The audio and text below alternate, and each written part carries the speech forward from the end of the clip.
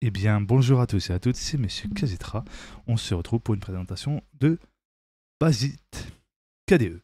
Attention, je tiens à préciser, les amis, que bien évidemment, chaque distrib a simplement sa manière de gérer. C'est-à-dire, en gros, votre config. C'est-à-dire, tu en as qui vont mieux gérer des configs à la récent et qui fonctionnent bien, et tu en as d'autres qui vont plus être plus adaptables pour des anciennes configs qui ont des processeurs pas très puissants et qui nécessitent vraiment quelque chose de plus léger pour pouvoir faire tourner proprement la distrib Linux. Ça dépend de laquelle. Donc pour celle que j'ai là, il faut avoir un processeur quand même puissant parce que c'est quand même lourd en ressources. C'est Basit KDE, c'est fait pour le gaming. Vous pouvez faire des vidéos, faire du montage, bien évidemment. Donc, prenez en compte votre configuration et surtout, regardez des vidéos sur quel distrib correspondra bien avec cette configuration. Et surtout aussi, c'est très important pour être sûr de ne pas installer la mauvaise distribution et vous retrouver avec un PC qui rame parce que votre processeur ne peut pas permettre de gérer la distrib puisqu'elle est lourde en ressources pour celui-ci, bien évidemment. Passons aux choses sérieuses. Quand vous allez mettre tout simplement l'installation, il faut d'abord avoir l'USB 16 Go de préférence.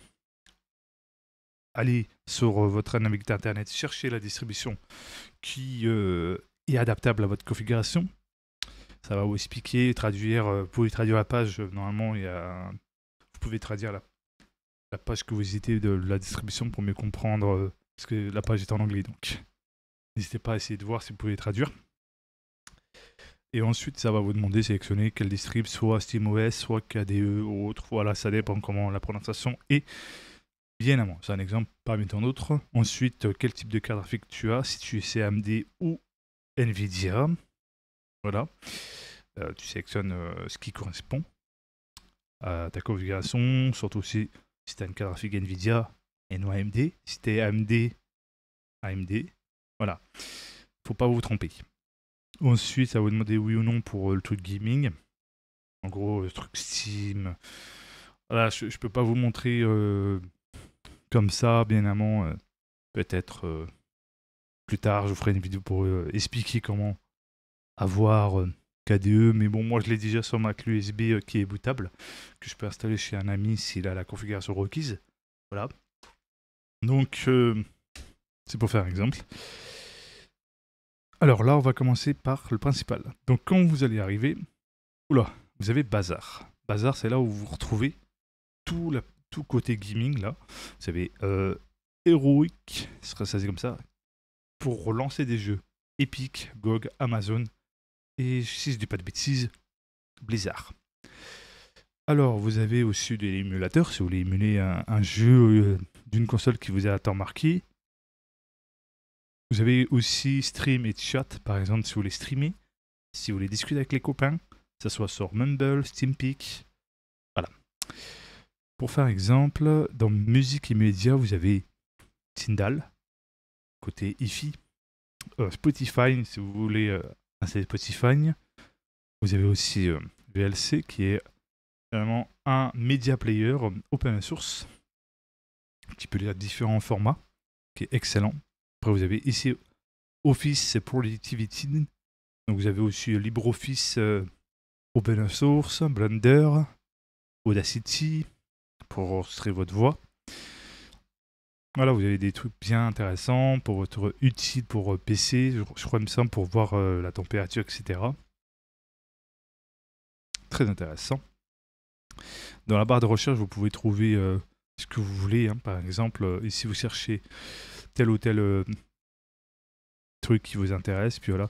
Donc là, vous pouvez voir, il y a Adobe Flash Player, Adobe, etc. Agenda. Le terminal, vous pouvez installer des Flatpak par le terminal, ou sinon par Lutris, qui est là où vous voyez jeux récents, favoris, machin, Flatpak, Linux, Steam, Win. Tout ça, normalement, ça va se faire automatiquement, ça va s'installer proprement dans l'installation. Vous avez ici tout ce qui est côté gestion de dossier, ça s'appelle comme ça. Voilà. Vous avez tout ici, différentes prononciations. Il peut arriver, si vous avez un SSD NVMe, quand vous mettez un mot de passe sur votre session Linux, il faudra taper un mot de passe pour déverrouiller votre SSD. Le mieux vraiment, si vous avez une configuration puissante, c'est avoir des SSD, c'est plus rapide et vous aurez moins de risque de lenteur par rapport au disque qui peut être problématique. C'est intéressant à noter. Donc là, la corbeille est ici et n'est pas ici comme dans Windows. Donc au moins, on a ça en moins. Ça, c'est le Return Gaming Mode pour retourner en mode un peu comme Steam Deck. Parce que quand vous allez tout faire l'installation, ça va vous demander de vous connecter à votre compte Steam. Et aussi, il faudra que vous mettez un code PIN si vous voulez vraiment pas que personne utilise votre PC. En gros, votre truc Steam en format comme si vous étiez sur portable, sur console. Pour quitter le mode un peu Steam Deck, il faudra faire comme si vous alliez éteindre une console. Sélectionnez, aller dans le bureau, vous faites votre code PIN et ça va vous mettre dans ce bureau-là, dans ce format-là. Je précise, plus simple et plus court. Vous avez bien évidemment GoXLR ici, si vous utilisez encore votre GoXLR mini ou standard, sur Linux. Ici, vous avez gestion de l'énergie, vous avez normal, comme tout système d'exploitation, normal, et économie d'énergie et performance pour avoir la pleine performance de votre PC, sans avoir bien évidemment des restrictions par rapport à ce que vous avez réglé comme option d'énergie. Ici, vous avez tout simplement la luminosité de l'écran. Ça, c'est mon écran, hein. Xiaomi Corporation, ça, voilà, je précise. Ensuite, vous avez ici les volumes. Totalement différents, hein, franchement. L'heure, avec jour, mois, année et le jour où vous êtes. En gros, si vous êtes le 20 ou si vous êtes le... tout simplement le 21, etc. Tu vois ce que je veux dire? Ça, c'est l'autre mois. C'est ce mois-ci, là. Le mois de juillet. Donc là, vous avez quoi? Vous avez ici les périphériques externes. Voilà, on a partage d'écran avec OBS. Là, j'ai Discord de lancer. Oui, il y a Discord comme je vous ai précisé. Et si vous avez tout ce qui est masqué. Ensuite, ici, vous pouvez taper, si vous voulez Google. Voilà, vous pourrez installer Google. Par contre, vous aurez peut-être, il me semble, dans Media, vous avez celui par défaut de Linux, qui est construit avec Qt et QML. Vous avez celui qu'on connaît tous, un VLC, qui est disponible sur Windows, mais aussi disponible sur Linux. Vous avez le logiciel de montage qui est KDN Live, si je ne dis pas de bêtises. Voilà, c'est à peu près, ça ressemble à ça. Donc là, je vais essayer de modifier l'affichage. On peut modifier justement pour plus que ça soit en 25 fps. Ça, je peux le faire, à la rigueur. Donc il faut être très attentif et savoir vraiment rendu, ouais. Hop. Donc là, on peut faire ça, rendu. Ok. Le plus proche, interpolation, binaire, bon. Lone sauce meilleur. Close comme tel. Ok.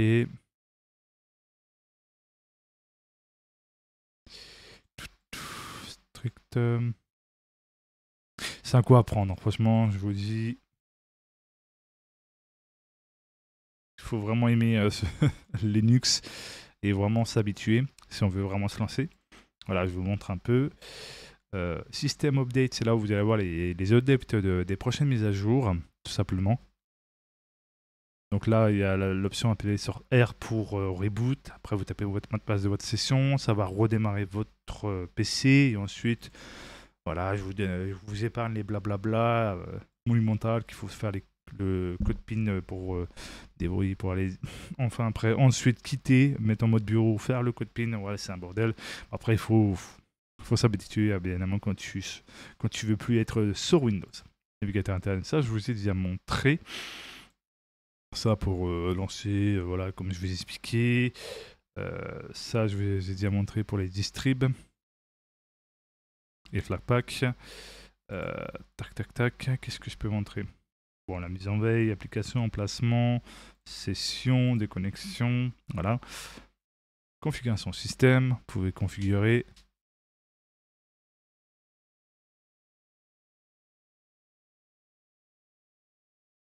Et bien évidemment, je préfère prévenir, vous pouvez jouer vraiment à 90 ou 95% des jeux, mais attention, tout ce qui est bien évidemment anti-cheat strict, vraiment strict en puissance 1000, là vous aurez vraiment aucune chance de pouvoir jouer dessus.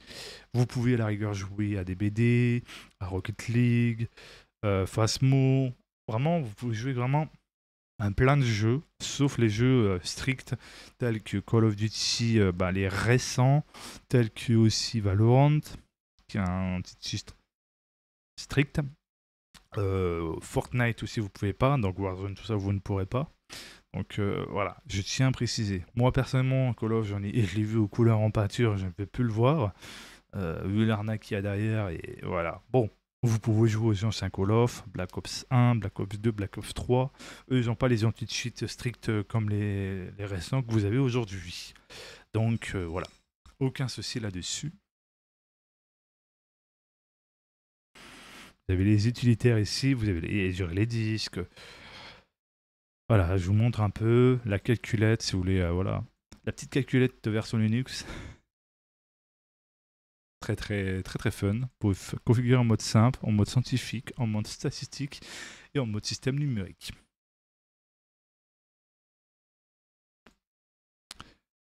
Après, l'avantage, c'est que bien évidemment, vous n'êtes pas espionné comparé à Windows, qui espionne ses utilisateurs, et que surtout aussi qui va leur faire un bon return, c'est-à-dire en gros en mode on est de retour, mais par contre, il faudra payer Windows 12, les gars.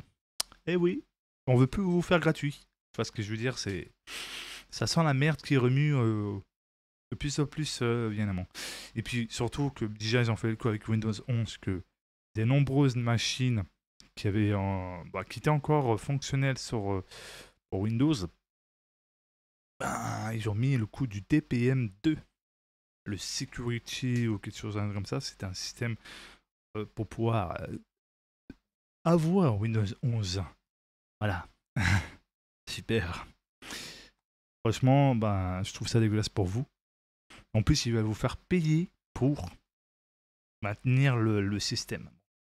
Bon, je crois que maintenir le système et faire payer les gens pour pas quitter Windows 10, waouh. Je vous conseille de vous prendre Linux. Moi, personnellement, je sens pour Windows 12, c'est mort, je pense, pour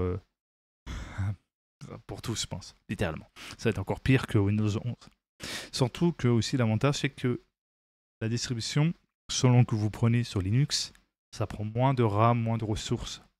Ça dépend surtout du matos que vous avez et surtout ce que vous recherchez à vos usages. Et surtout aussi que c'est une communauté passionnée derrière, donc franchement, vous ne serez pas déçus. Si vous avez un problème, vous contactez la communauté qui a la même distrib que vous et vous leur expliquez proprement, pas vraiment en mode, du charabia, mais quelque chose vraiment de très précis, et ils vous répondront et ils vous feront une sorte de vous aider, et qu'il y aura des patchs, etc. À force de signaler tous ces problèmes, ils font des patchs, comme ça au moins la communauté les aide, et du coup eux ils travaillent, et ça va, mais justement ça. L'avantage de Linux, c'est open source, donc vraiment libre, et surtout pas de blockchain, pas d'espionnage de votre vie privée, surtout aussi tellement bien. Il y a plein de choses intéressantes. Et surtout que l'avantage sur Linux, ça s'est énormément évolué depuis des années. Il y en a pour tous les goûts. Pour le gaming, franchement, il est hyper bien l'outil. Pour montager tout ça, pour vidéo, montage, etc. Donc franchement, c'est beaucoup mieux qu'avant. Là, franchement, faut être honnête. Et franchement, même si on n'a pas tous ces logiciels qu'on connaît sur Windows, en fin de compte, tu arrives à trouver des très bonnes alternatives qui font largement le taf pour tes besoins. Ça, je peux te le dire. Après, c'est vrai que quand ça fait des années, Voilà. Mais il faut enlever, faut enlever ce côté zone de confort. C'est à force de rester trop dans son confort qu'on se coince à cette ouverture de découvrir l'inconnu d'autres systèmes d'exploitation. Voilà. En tout cas, prenez soin de vous. C'était Monsieur Kazitra. Et je vous dis à la prochaine pour les prochaines aventures. Ciao, bye bye.